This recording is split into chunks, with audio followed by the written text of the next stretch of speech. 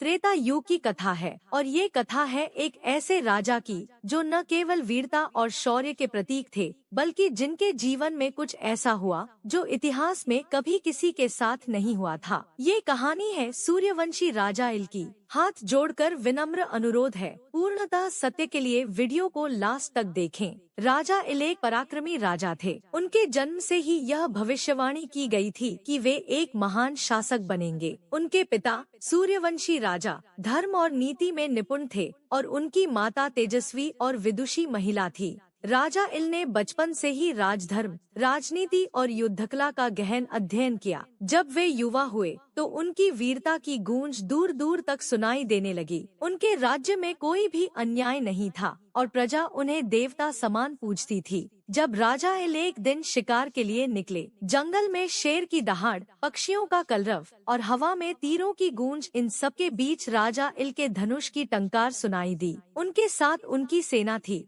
परंतु शिकार की खोज में वे अकेले ही घने जंगल की ओर बढ़ गए। चलते चलते राजा इल एक ऐसे प्रदेश में पहुंच गए जहां प्रकृति अपनी पूरी दिव्यता के साथ विद्यमान थी। चारों ओर अद्भुत हरियाली, मीठे जल की धाराएं और एक रहस्यमयी शांति थी। राजा को यह स्थान स्वर्ग समान प्रतीत हुआ, परंतु उन्हें नहीं पता था कि यह स्थान माता पार्वती की श्रापित तपोभूमि थी। इस स्थान की विशेषता थी कि यहाँ जो भी पुरुष प्रवेश करता वह स्त्री में परिवर्तित हो जाता। जैसे ही राजा इल ने इस पवित्र भूमि पर कदम रखा, उन्होंने एक अद्भुत परिवर्तन महसूस किया। उनके मजबूत हाथ कोमल हो गए, उनकी मांसल देह एक नारी के रूप में बदल गई, उनके लंबे बाल लहराने लगे और वे स्वयं को पहचानने में असमर्थ हो गए। उन्होंने जैसे ही अपने शरीर को देखा, वे चौंक गए। राजा इल अब एक स्त्री बन चुके थे। विचलित और भयभीत होकर राजा इल ने भगवान शिव से प्रार्थना की, हे महादेव, मुझ पर कृपा करें।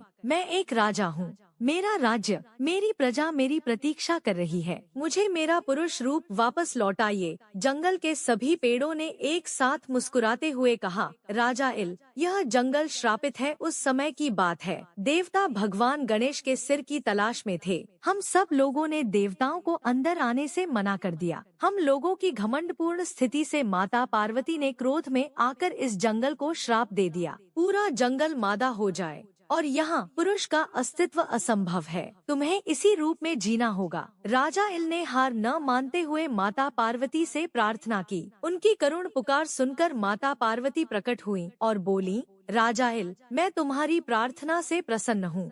तुम्हें मैं एक वरदान देती हूँ। तुम अपना जीवन एक महापुरुष और एक महास्त्री के रूप में जी सकोगे। दोस्तों, कथा में आगे बढ़ने से पहले कुछ शास्त्रों में इस प्रकार कथा मिलती है कि भगवान शिव ने नारीपय वन की स्थापना की थी, जो भी इसी कथा से संबंधित है। चलो दोस्तों, कथा की ओर बढ़ते हैं। राजा इल ने माता पार्वती का यह वरदान स्वीकार कर लिया। यह घटना उनकी जीवन यात्रा का एक ऐसा मोड़ थी जिसने इतिहास को बदल दिया। उनका जीवन अब केवल एक राजा का नहीं, बल्कि पुरुष और स्त्री दोनों रूपों में अनुभवों की अद्भुत कहानी बन चुका था। दूसरी ओर चंद्रदेव के पुत्र बुद्ध अपने ज्ञान, तपस्या और उदारता के लिए प्रसिद्ध थे। वे चंद्र वंश के ज्योतिषीय ज्ञान के प्रतीक थे और वेदों के गहरे जानकार माने जाते थे। उनकी काया दिव्य और आकर्षक थी और उनका हृदय करुणा से भरा हुआ था। बुद्ध न केवल एक ज्ञानी बल्कि प्रेम और स्नेह के प्रतीक थे। उनके हाव भाव में सौम्यता और उनकी दृष्टि में गहराई थी।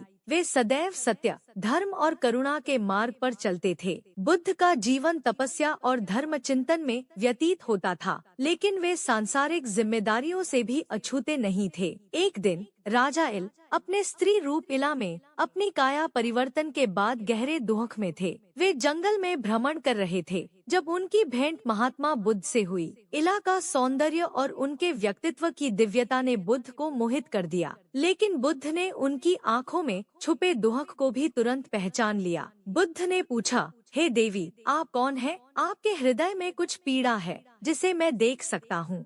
क्या मैं आपकी सहायता कर सकता हूँ? इला ने नम्रता से उत्तर दिया, हे महात्मा, मैं केवल एक स्त्री नहीं हूँ।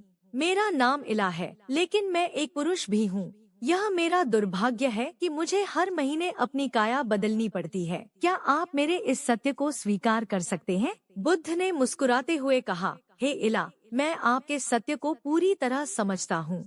यह शरीर तो केवल एक माध्यम है। आपका हृदय, आपकी आत्मा और आपका प्रेम असली पहचान है। मैं इस सत्य को स्वीकार करता हूँ। यही वह क्षण था जब बुद्ध और इला के बीच प्रेम का बीज अंकुरित हुआ। बुद्ध का प्रेम सांसारिक आकर्षण तक सीमित नहीं था। उन्होंने इला को उनके दोनों रूपों में स्वीकार किया, एक स्त्री के रूप में प्रेमिका और एक पुरुष के रूप में मित्र। जब इला स्त्री रूप में होती तो बुद्ध उनके साथ प्रेम में रम जाते। वे साथ में समय बिताते, प्रकृति की सुंदरता का अनुभव करते और एक दूसरे के सुख दुख साझा करते। लेकिन जब इला पुरुष रूप में होते तो बुद्ध उन्हें धर्म और ज्ञान की शिक्षा देते। बुद्ध का मानना था कि जीवन का उद्देश्य केवल प्रेम नहीं बल्कि आत्मा की उन्नति भी है। उन्होंने इला को यह सिखाया कि उनकी स्थिति न तो अभिशाप है और न ही दुर्भाग्य, बल्कि यह जीवन के विविध अनुभवों का एक रूप है। इला और बुद्ध का प्रेम केवल शारीरिक या बाहरी रूप तक सीमित नहीं था, यह एक आध्यात्मिक प्रेम था। उनके प्रेम में विश्वास, स्वीकृति और परस्पर आदर था। इला जब स्त्री रूप में होती तो बुद्ध उनका ध्यान रखते,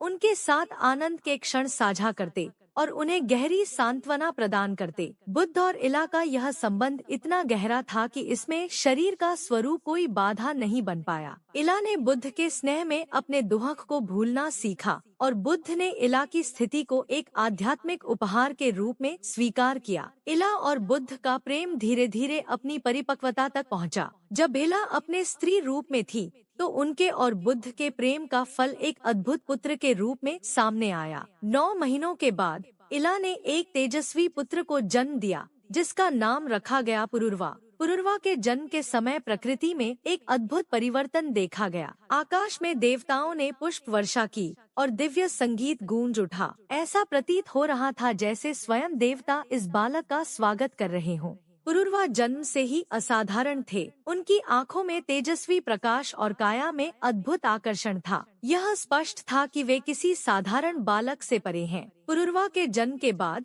इला, राजा इल और बुद्ध का जीवन एक नई दिशा में बढ़ा। हालांकि इला का मासिक स्त्री और पुरुष रूप में परिवर्तन उनके लिए असुविधाजनक था। इसे स्थायी रूप से समाप्त करने का उपाय खोजने के लिए बुद्ध ने धर्मात्मा ऋषियों से परामर्श किया। ऋषियों ने सुझाव दिया कि केवल भगवान शिव इस समस्या का समाधान हो सकता है। इस सुझाव पर बुद्ध ने धर्मात्मा ऋषियों और देवताओं की सहायता से एक भव्य अश्वमेध यज्ञ का आयोजन किया। यज्ञ का स्थान पवित्र और शांतिपूर्ण वातावरण में चुना गया जहां से दिव्य ऊर्जा प्रवाहित हो सके। यज्ञ के दौरान भगवान शिव और माता पार्वती को प्रसन्न करने के लिए मंत्रों का उच्चारण किया गया और विशेष आहुतियां दी गईं। अश्वमेध यज्ञ केवल एक धार्मिक अनुष्ठान नहीं था, बल्कि यह देवताओं को प्रसन्न करने और समस्त ब्रह्मांड में संतुलन स्थापित करने का माध्यम था। इस यज्ञ में पवित्रता और धर्म का पालन सर्वोच्च था। यज्ञ के दौरान कई देवता और ऋषि उपस्थित हुए। स्वयं चंद्रदेव ने भी इस आयोजन में भाग लिया, जिससे इसकी दिव्यता और बढ़ गई। यज्ञ के पूर्ण होने पर भगवान शिव और माता पार्वती प्रकट हुए। उनकी उपस्थिति से चारों दिशाएं दिव्य प्रकाश से आलोकित हो गईं। बुद्ध और ऋषियों ने भगवान शिव से राजा इल की स्त्री पुरुष स्थिति को स्थायी रूप से समाप्त करने और उन्हें पुरुष रूप में लौटाने की प्रार्थना की। भगवान शिव ने मुस्कुराते हुए कहा, तुमने धर्म और प्रेम से भरे इस यज्ञ का आयोजन किया है। तुम्हारी प्रार्थना और समर्पण ने हमें प्रसन्न किया है। इसके बाद शिव ने राजा इल को स्थायी रूप से पुरुष रूप में लौटने का वरदान दिया। माता पार्वती ने भी उन्हें आशीर्वाद दिया कि उनका वंश आगे चलकर पूरे संसार में धर्म और न्याय का प्रतीक बनेगा। पुरुरवा केवल इला और बुद्ध के पुत्र नहीं थे, बल्कि वे देवताओं के आशीर्वाद से जन्मे एक दिव्य बालक थे। उनके जन्म का महत्व इस प्रकार था। पुरुरवा को चंद्र वंश की शुरुआत का आधार माना जाता है। वे चंद्रदेव के कुल के पहले राजा बने। उनके वंश ने आगे चलकर पौराणिक भारत के इतिहास में महत्वपूर्ण भूमिका निभाई। पुरुरवा का चरित्र असाधारण था। वे बुद्धिमान, पराक्रमी और धर्मपरायण थे। उनका व्यक्तित्व ऐसा था कि उनके शत्रु भी उनकी प्रशंसा करते थे। बचपन से ही उनमें नेतृत्व के गुण स्पष्ट दिखने लगे थे।